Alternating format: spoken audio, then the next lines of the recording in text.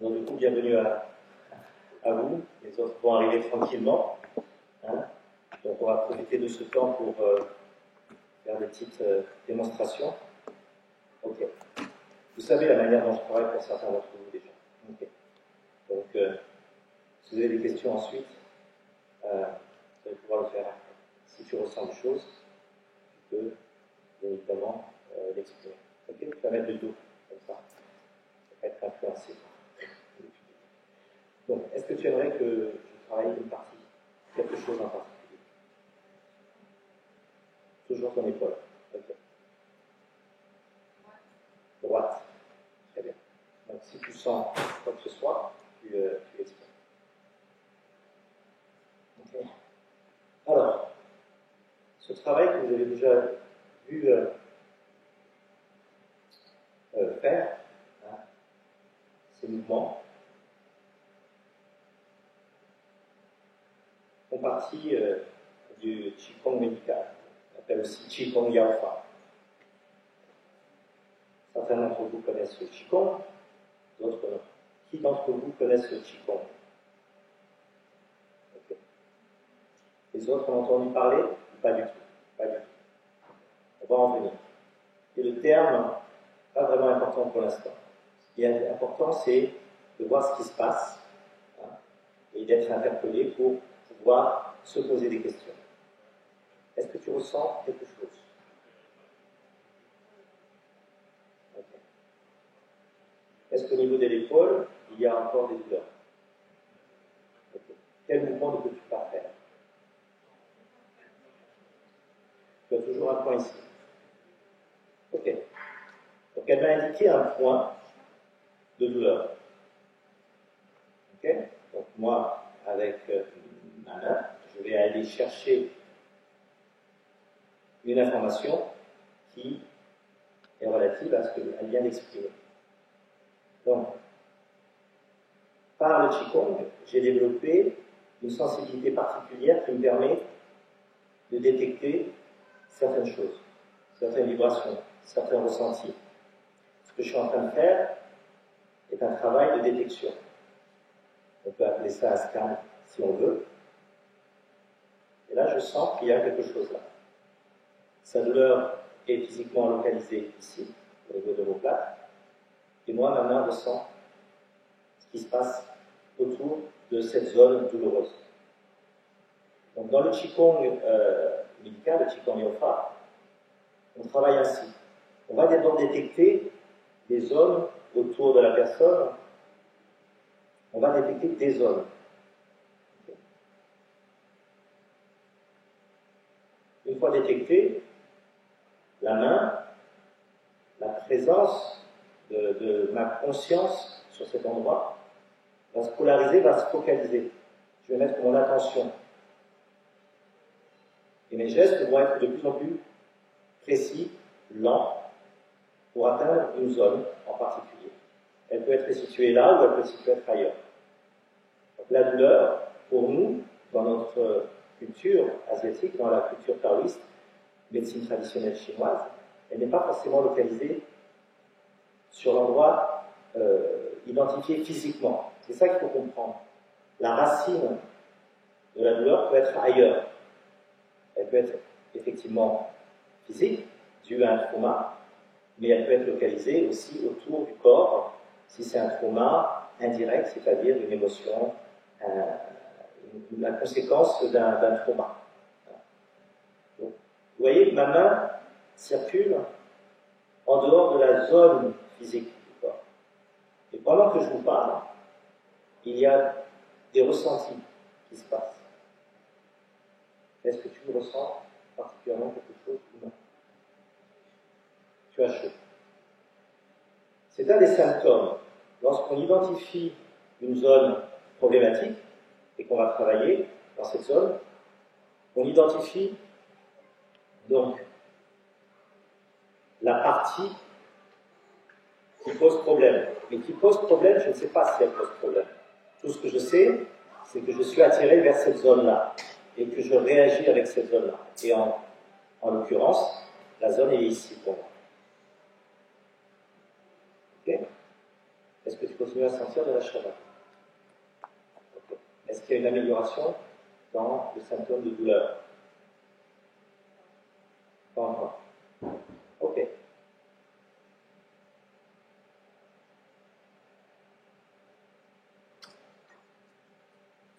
On peut en venir aussi à toucher le corps.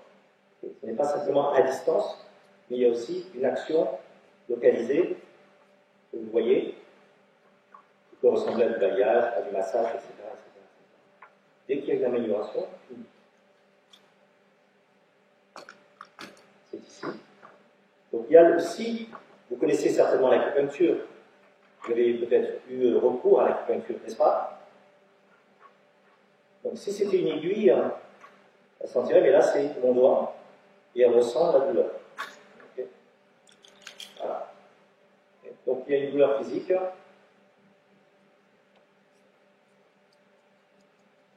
Je me dis si ça diminue. Si elle change. Donc ça fait du bien. Ok.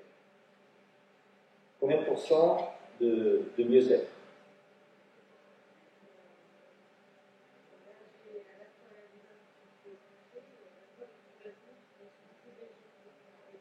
Tu te sens plus légère et en même temps tu ressens la douleur à l'endroit où tu es touché. Okay. Les Chinois parlent de douleur esquisse. C'est-à-dire que ça fait à la fois mal, mais ça libère. Hein?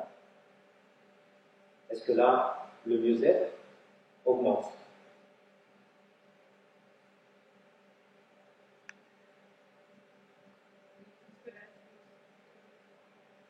Oui, parce que là, tu commences à sentir du froid.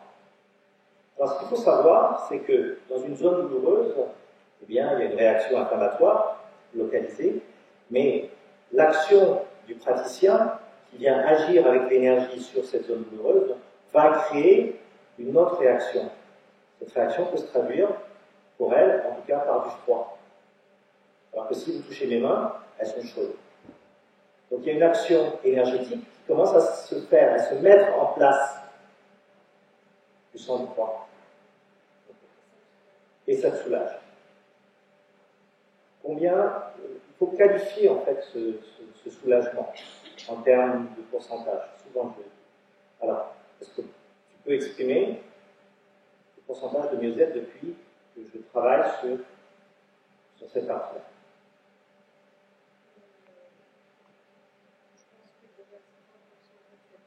50% au toucher, 70% dès que le froid est apparu. Ça dépasse 100%. Hein. Pas encore. Ok. Donc, est-ce qu'on peut atteindre un chiffre au-delà de 70%? Ok. Est-ce que tu te sens confortable avec ça? Bon, je te remercie. Merci. Vous voyez, est-ce que vous avez envie de monter ici pour que je vous montre, encore une fois, comment ça fonctionne? Est-ce que quelqu'un qui ne l'a jamais fait veut tester cette pratique? N'hésitez pas, vous avez mal au dos, vous avez une douleur qui est là depuis un certain temps, ou une douleur, voilà, quelconque. Eh bien, je vous invite à monter et je travaille sur vous. Qui a mal au dos en fait? Je vais poser la question différemment. Personne n'a mal au dos. Est-ce que tu veux venir travailler avec moi? Je dis travailler avec moi parce que c'est une co-création. Hein, l'énergie, elle ne va pas dans un sens. C'est un travail commun. Alors, quelle est la problématique? Cet après-midi, tu as mal dans cette zone-là. Ok, tu vas rester comme ça. Ce que je vais faire, c'est identifier la zone d'inconfort. Hein? Chacun l'exprime à sa manière. Je parle de zone d'inconfort. Imaginez un peu que j'ai une extension de mes doigts qui atteint cette zone qui est indiquée. Je la ressens dans mes doigts, dans mes mains. Ce travail de ressenti, on le fait à travers des pratiques que j'enseigne ici, hein, les pratiques de Qigong, entre autres, qui permet de cerner, encore une fois, des zones autour du corps ou dans le corps, des masses énergétiques, grâce à cet outil merveilleux qui est la main. Donc s'il y a des choses qui se passent, tu peux me le dire.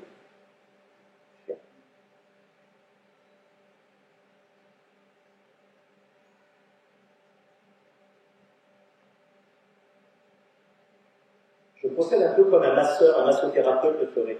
C'est-à-dire que je vais aller chercher dans les différents corps, les corps subtils de la personne, le corps physique, le corps énergétique, et ce qu'on appelle le corps spirituel. Je vais aller chercher des informations avec mes mains.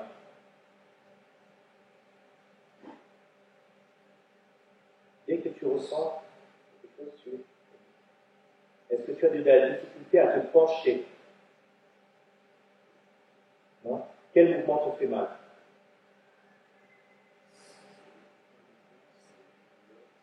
Localisé. Très bien.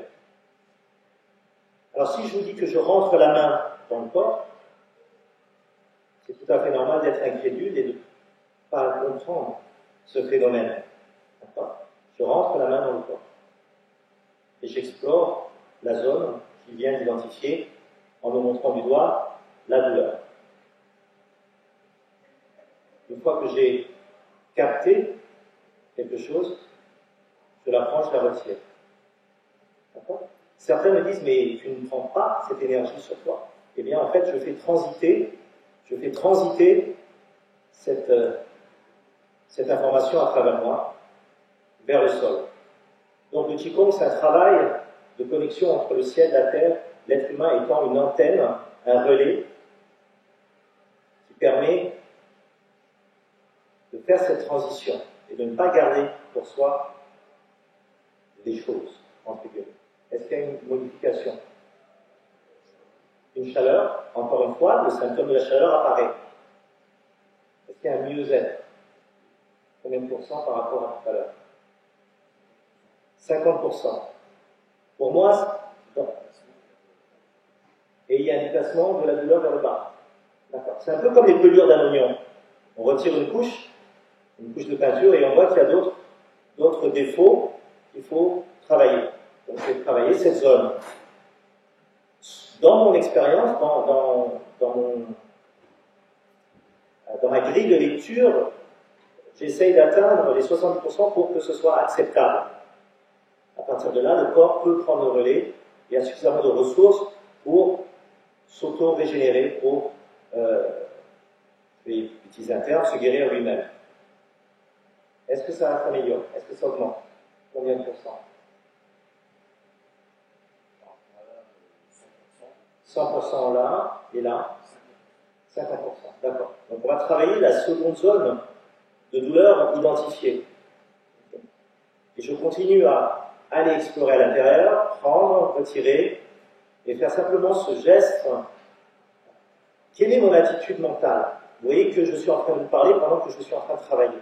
Pourquoi est-ce possible?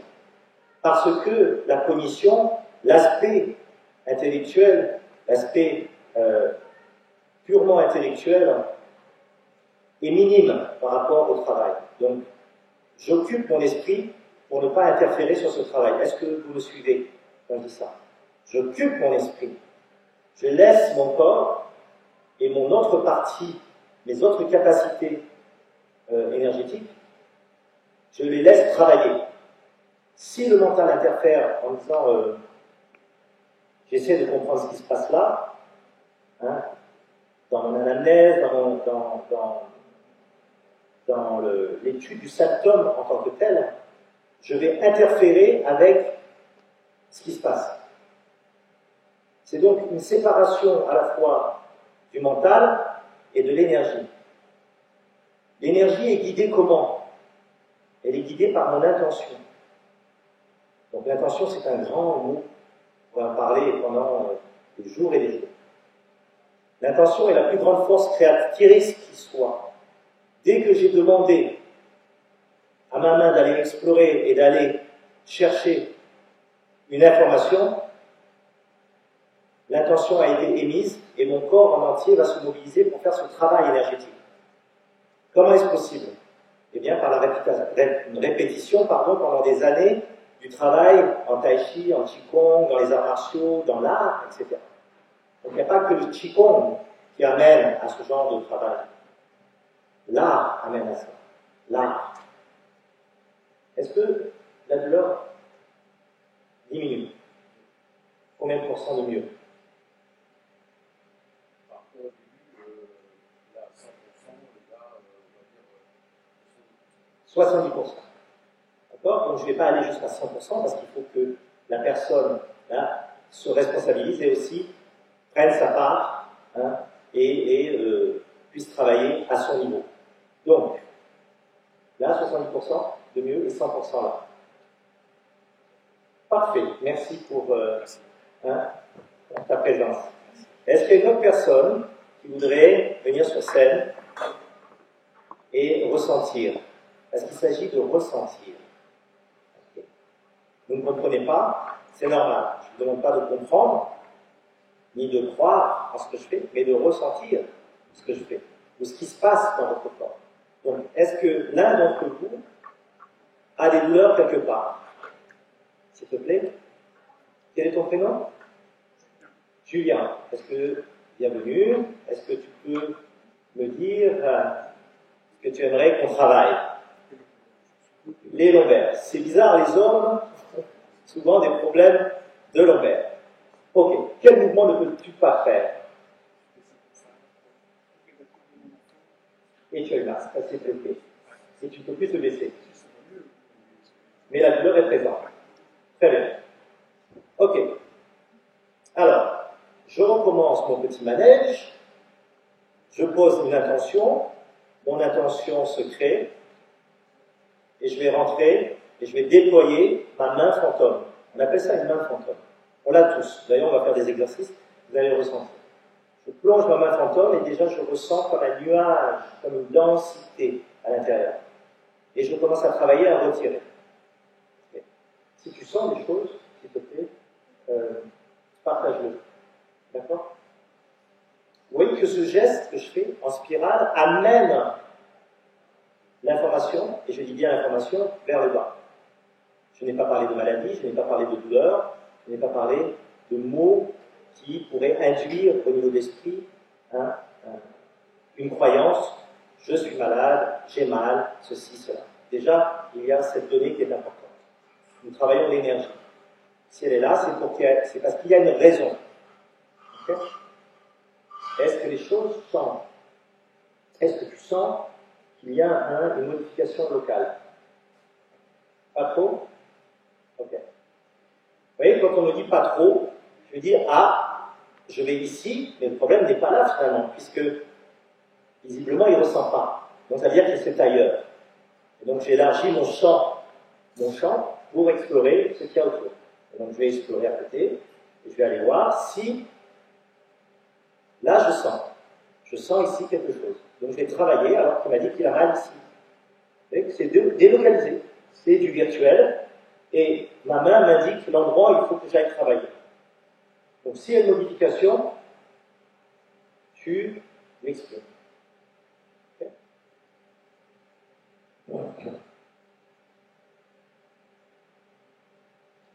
Donc il y a une sorte de cheminement de la douleur qui s'extériorise.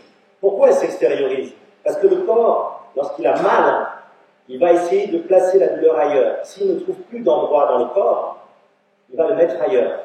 Il va le mettre autour du corps.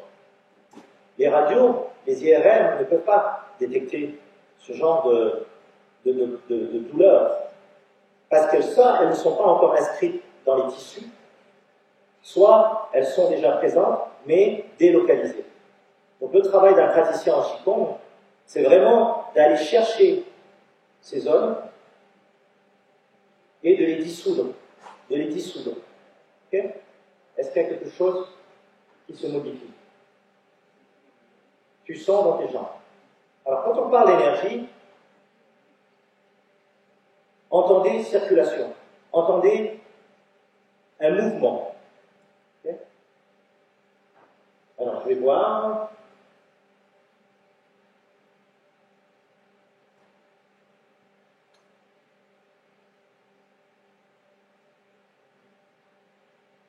Est-ce qu'en se penchant, tu sens une différence? Toujours là?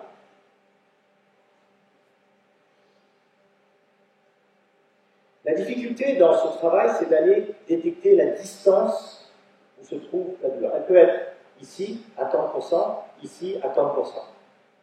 La main est un instrument très fin et il faut apprendre à aller calibrer, dire où se trouve la zone que je dois travailler. Donc, vu que j'ai travaillé autour et que je n'ai pas de résultat probant, je vais aller me rapprocher du corps physique. Plus on s'éloigne du corps physique, plus on est dans des corps subtils. En Occident, on parle d'aura. Vous avez entendu parler des auras? Ok. Là, je me rapproche du corps physique, sans toucher le corps. Est-ce que là, il y a une différence?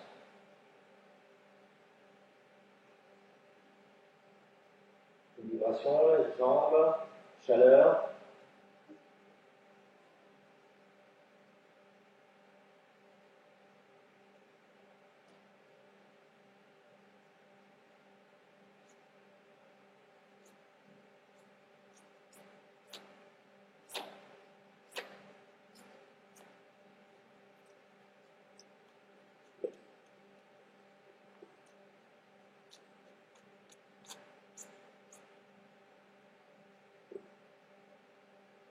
Tu as l'air de bouger un peu mieux, non?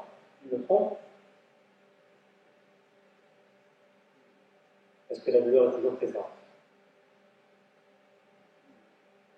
Mieux, ça veut dire combien de pourcents de mieux par rapport?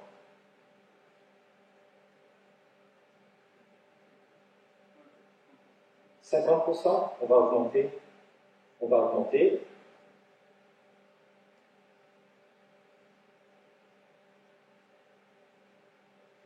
Alors, vous savez, les films de science-fiction, de karaté, etc., vous avez des chorégraphes martiaux qui font des gestes. Et je m'en amuse parce qu'il y a un fond de vérité. Et ça rentre dans la culture populaire du cinéma, parce que ces mouvements sont des mouvements puissants. Il y a des mouvements que vous retrouvez dans les arts martiaux, qu'on retrouve dans les films, et qui en fait expriment en fait ce travail énergétique, même dans les dessins animés, etc. Tous ces mouvements en fait sont issus des arts martiaux. Et donc de cette culture ancienne, entre autres taoïste, parce que j'étudie cette culture, est-ce que ça va mieux? Combien de pourcents? Est-ce que tu peux bouger sans plier? Est-ce que ça peut s'améliorer selon toi? Ok, alors on continue. Vous voyez qu'il y a une co-création, il y a un travail dans la médecine allopathique versus la médecine traditionnelle, les médecines alternatives également. Il y a cette grosse différence où le patient eh bien, est un symptôme, un syndrome, tandis que dans ces médecines culturelles, traditionnelles, le patient, lui, fait partie intégrante. C'est le patient avec qui on travaille. On ne travaille pas le symptôme. Le symptôme n'est qu'une cause secondaire. Est-ce que ça s'est amélioré?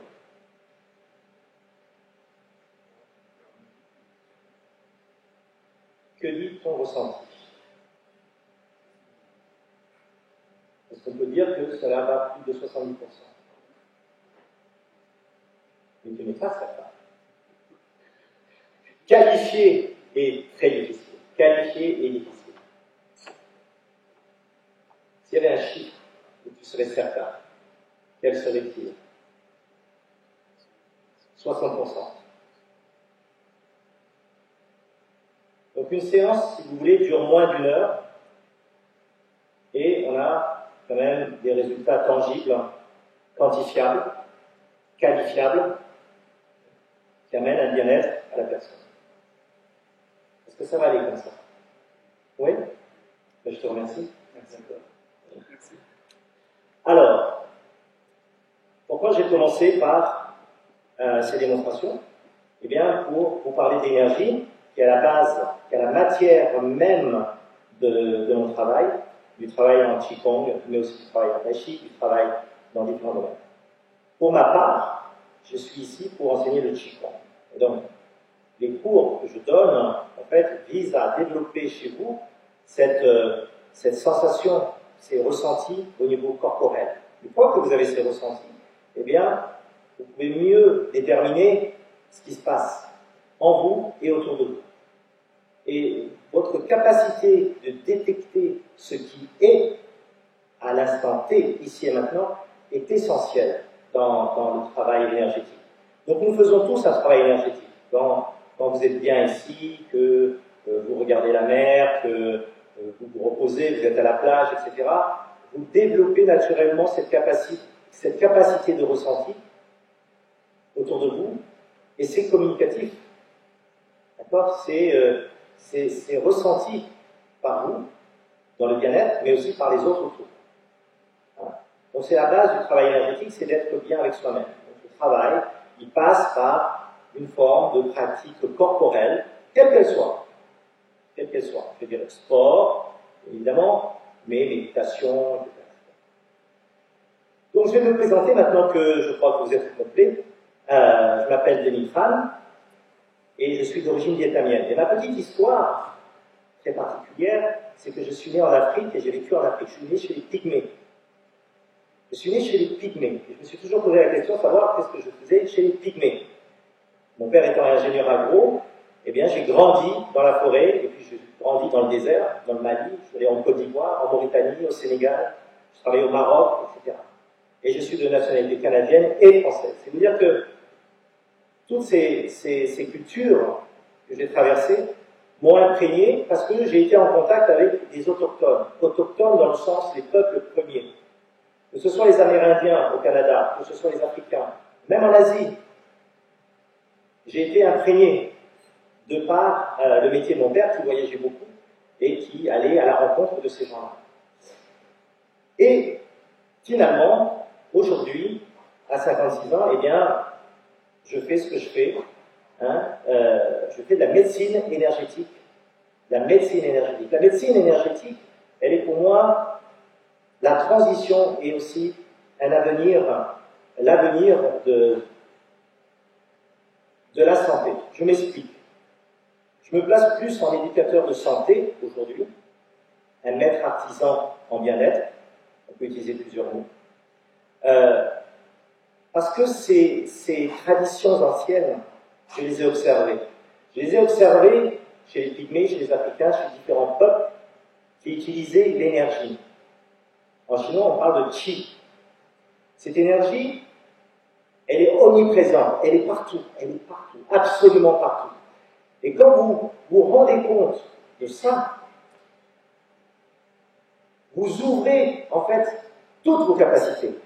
Parce que l'être humain que vous êtes, moi, je, Denis, vous, chacun d'entre vous, vous êtes traversé par des flux d'informations, par des énergies. L'énergie de l'environnement, l'énergie du ciel, l'énergie de la terre. Et quand vous prenez conscience de ces sources d'énergie, vous dites, je ne suis pas que moi, le petit je, qui me limite dans mon corps, dans les souffrances, dans la douleur, dans la préoccupation du moi-je. Vous ouvrez le champ de votre perception et de votre conscience. Donc, pour moi, aujourd'hui, la médecine, nouvelle médecine, c'est une médecine créative qui va allier à la fois la tradition et la modernité, l'allopathique et l'ancien remis au goût du jour. Parce que la médecine traditionnelle, c'est une technologie empirique. Les taoïstes, les anciens, les chamans, les guérisseurs, avaient déjà cette connaissance de l'être humain dans son macrocosme et dans son microcosme. Et ce qui est intéressant, c'est qu'ils ont appris à communiquer avec différentes espèces. Donc, la médecine traditionnelle, c'est en fait un langage interespèce. Et ce langage interespèce leur a permis de dialoguer à différents strates, différents niveaux. Ils ont dialogué avec la terre, les minéraux, mais ils ont aussi dialogué avec les plantes, ils ont dialogué avec les animaux, bien sûr avec les humains, et aussi avec les esprits, avec ce qu'ils appellent le divin, selon les croyances. Donc, quelle que soit la culture, qu'elle soit musulmane, tibétaine, ayurvédique et autres cultures anciennes, ils ont tous un socle commun, c'est cette communication interespèce. Aujourd'hui, avec la physique quantique, aujourd'hui, avec les avancées de la technologie, on a une croisée des chemins. Aujourd'hui, les jeunes scientifiques, les scientifiques se penchent sur les questions, les médecins se posent des questions. Ils intègrent aujourd'hui de nouvelles technologies, ils intègrent de nouvelles, je dirais, de nouveaux champs d'expérience, que ce soit dans l'hypnose, la PNL, l'acupuncture, l'ostéopathie, l'éthiopathie, et j'en passe. Toutes ces nouvelles approches thérapeutiques viennent comme des modules agrémenter le champ, le corpus de connaissances de la médecine actuelle, de la science actuelle. Donc il y a des ponts qui commencent à se faire. Moi, j'ai eu la chance de rencontrer des personnes dans ma vie qui m'ont infusé cette connaissance, et je dis bien infusé, qui m'ont transmis aussi cette connaissance. Il y a pour moi l'infusion comme un thé. Vous mettez un sachet de thé ou de tisane et vous avez une infusion qui se passe. Et bien le corps, il imprègne l'information. Vous avez la connaissance transmise de maître à élève, comme dans les arts martiaux. Je te transmets un secret. Le voici. Travaille-le. C'est une transmission. Il y a des transmissions spirituelles, il y a des transmissions de pouvoir, il y a des transmissions de savoir-faire, il y a des transmissions de savoir-être.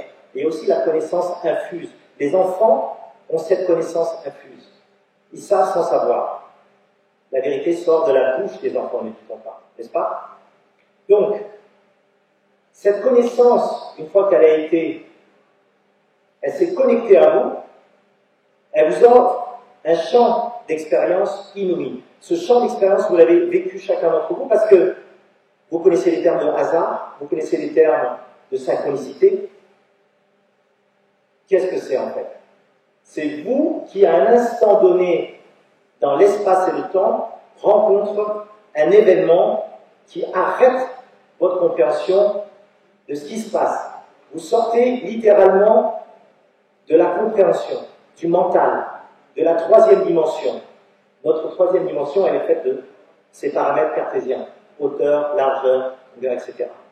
Vous sortez littéralement de votre corps. Quand vous vous endormez, vous n'êtes plus dans la troisième dimension. Vous êtes dans la quatrième et la cinquième dimension. Les scientifiques l'expliquent très bien. Qu'est-ce qu'une quatrième dimension? Pour nous, taoïstes, c'est l'espace du cœur.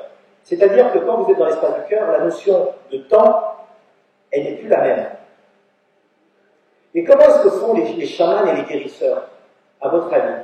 Je me suis toujours posé la question et j'ai trouvé ma réponse. Ma réponse, c'est qu'ils sortent du temps. Ils arrêtent le temps. Et ils arrêtent le temps par des pratiques, par la danse, par la transe, par la méditation et autres techniques où le mental est obligé de s'expanser. Et à partir de là, dès que le praticien, le tradipraticien, le sorcier, le chaman, le guérisseur est dans cette zone de non-temps, il se passe ce qu'on appelle des miracles. Et ces miracles ne sont pas véritablement des miracles, parce que votre cœur, vous l'avez expérimenté, quand vous tombez amoureux, quand vous savez ce que vous devez faire, quand vous aimez ce que vous devez faire, vous êtes dans le temps du cœur. Et à partir de là, les portes s'ouvrent. Tout s'ouvre. Vous l'avez tous expérimenté, n'est-ce pas? Quand vous êtes sur la bonne voie, tout s'ouvre littéralement, sans effort particulier. Est-ce que vous me suivez? Est-ce que vous êtes d'accord avec ça? Nous avons tous eu, je crois, des expériences dans notre vie où nous nous disions « je suis sur mon chemin », parce que tout s'ouvre facilement et naturellement. Mais s'il y a des obstacles qui sont systématiquement vers ce à quoi on se destine, ou ce vers quoi on voudrait aller, eh bien, c'est pas le bon chemin, parce que c'est pas le chemin du cœur. Donc, je vous parle de ça parce que la quatrième dimension, c'est la dimension du cœur. Et il y a aussi une cinquième dimension pour les taoïstes. La cinquième dimension, c'est celle où il n'y a ni temps ni espace. Et ça, c'est du côté spirituel, c'est au niveau de la foi. Et là, on tombe dans la croyance. D'accord? On tombe dans le spirituel. Mais le spirituel, il est très simple, finalement. Parce que le spirituel, c'est 4 éléments. La joie, l'amour, la sérénité et la paix intérieure. C'est comme une chaise. Vous vous asseyez, vous êtes bien. Parce qu'il y a 4 piliers qui vous soutiennent. Mais s'il y en a un, vous n'êtes pas en équilibre, vous êtes en déséquilibre. Voyez-vous? Donc, ces guérisseurs, ces chamans, qui semblent avoir un don, eh bien, je suis désolé de vous décevoir, mais ce n'est pas un don, c'est une capacité que nous avons tous ici pour pouvoir développer une autre vision du monde par la clairvoyance, par la clairaudience, par la clairsentience, par la kinesthésie, etc., etc., etc., etc. Vous êtes un outil extrêmement fin. Vos mains, votre corps détectent les micropulsations qui traversent cet espace-là. Si vous êtes conscient de ça, vous saurez si ce courant qui passe à travers vous vous fait du bien ou non. Et qu'est-ce qu'on fait finalement, nous, praticiens, praticiens? C'est que nous allons détecter les champs autour de nous, dans un espace donné, autour d'un animal, autour d'une plante, autour d'une maison, dans un corps humain, dans une plante. Nous allons détecter ces micropulsations et essayer de voir quelle est l'interaction que nous avons avec. Et nous allons essayer de communiquer avec les différentes espèces qui nous entourent. Et si vous faites le Qigong avec moi, vous allez voir, on va travailler avec les arbres. On travaille la relation qu'on a avec l'arbre, avec la nature, avec le ciel, le soleil, les étoiles, la lune et le sol. Donc voyez-vous, aujourd'hui, je voudrais simplement que vous ayez cette réflexion qu'il y a une avancée au niveau de la conscience. Si vous êtes là, c'est pas par hasard déjà, parce que vous êtes curieux. Et que vous, en tant qu'être humain, vous possédez le potentiel inné pour pouvoir aller plus loin. Aller plus loin en mieux-être. Pas simplement en bien-être, en mieux-être. Ça veut dire qu'aujourd'hui, vous vous sentez comme ça, puis l'instant d'après, vous vous sentez comme ça. Tout est éphémère. Le mieux-être, c'est vraiment une avancée sur mon devenir, sur mon chemin, sur mon bonheur. Finalement, le mot-clé qu'il faut retenir dans tout ce que je dis, c'est comment puis-je aller vers mon bonheur? Comment puis-je aller dans mon bonheur? Malgré tout ce qu'il y a, tout ce côté anxiogène de la vie. Parce que, figurez-vous, et vous le savez certainement, notre environnement est anxiogène. À tous les niveaux, pollution atmosphérique, pollution lumineuse, pollution sonore, pollution mentale, etc., etc., et j'en passe, et des meilleurs. Comment fait-on aujourd'hui pour se préserver? Comment aujourd'hui faites-vous pour préserver votre santé? La question elle est là. Est-ce que vous prenez des médicaments? Oui. Vous prenez des vaccins? Oui. Que faites-vous pour mieux aller, pour mieux être, pour vous sentir bien? Il y a le corps, mais il y a aussi l'esprit. Cette totalité, cette globalité de l'être humain, il faut la prendre en considération. Pas que l'esprit, pas que le corps. Mais la relation entre le corps et l'esprit, en tout cas, selon ma conception et mon travail, c'est bien les émotions. Si vous êtes à l'écoute de vos émotions, vous allez percevoir la météo autour de vous. Et cette météo, elle change tout le temps. Et si vous en êtes conscient, vous allez pouvoir passer au travers. Vous savez l'avion qui dépasse les nuages? Eh bien là-haut, qu'est-ce qu'il y a? Il y a toujours du soleil. Ensuite, vous repassez par les nuages et vous redescendez vers la terre. Et le plafond nuageux, ben, il est là ou il n'est pas là. Mais là-haut, il n'y a pas de nuages. Il y a toujours le soleil. Il y a toujours la lumière. J'en viens à une énergie fondamentale qui anime nos cellules, c'est la lumière. La lumière est l'énergie primordiale qui anime notre être énergétique et tous ces champs énergétiques. La lumière, c'est pas celle que vous voyez, c'est pas celle-là. La lumière, la véritable lumière, elle est partout. Elle n'est pas simplement dans des rayons lumineux et des photons. Elle est dans votre joie, elle est dans votre expression d'être. Donc on touche là de plus en plus à notre singularité d'humain. Notre singularité d'humain, nous, en tant qu'humains, nous avons cette chance inouïe d'expérimenter nos émotions, d'expérimenter nos sens ici sur Terre. Notre incarnation, qui est limitée à un laps de temps, nous permet une chose, nous permet d'aller expérimenter nos sensations. Et vous avez le choix. Soit vous vous coupez de vos sensations, soit vous y allez. Mais le problème des sensations, c'est qu'elles peuvent nous perturber. Elles peuvent nous perturber dans le corps, elles peuvent nous perturber mentalement, psychiquement, psychologiquement. Donc, où trouver l'équilibre? Le juste milieu de notre chemin. Là est le grand débat, là est la question qu'il faut se poser. Encore une fois, votre mieux-être, c'est vous qui en déterminez les ingrédients. Je vous ai donné, est-ce que vous vous rappelez? La joie, l'amour, la sérénité et la paix intérieure. Réfléchissez à ça ce soir. Réfléchissez à ça. Et puis nous en discuterons si vous voulez. Ok? Revenons à cette tradition ancienne où les chamans, les sorciers, les gourous, etc., ont développé des capacités particulières de guérison, de voyance, etc. Il ne faut pas surtout tomber dans le piège d'être juste dans le refus de ce qui se passe, dans le refus de ce qui est, de ce qui existe depuis des millénaires, et pas aussi être le crédule qui va tout accepter d'un coup. C'est important, parce qu'aujourd'hui, nous devons impérativement allier nos forces, allier nos connaissances, allier nos compétences pour comprendre, et je dis bien comprendre intellectuellement, comprendre ce qui se passe dans ce mécanisme où tradition et modernité se mélangent. C'est essentiel. Il faut se pencher sur ces deux aspects-là. Ne pas ignorer le passé, mais ne pas ignorer non plus la modernité et ce qui se fait demain.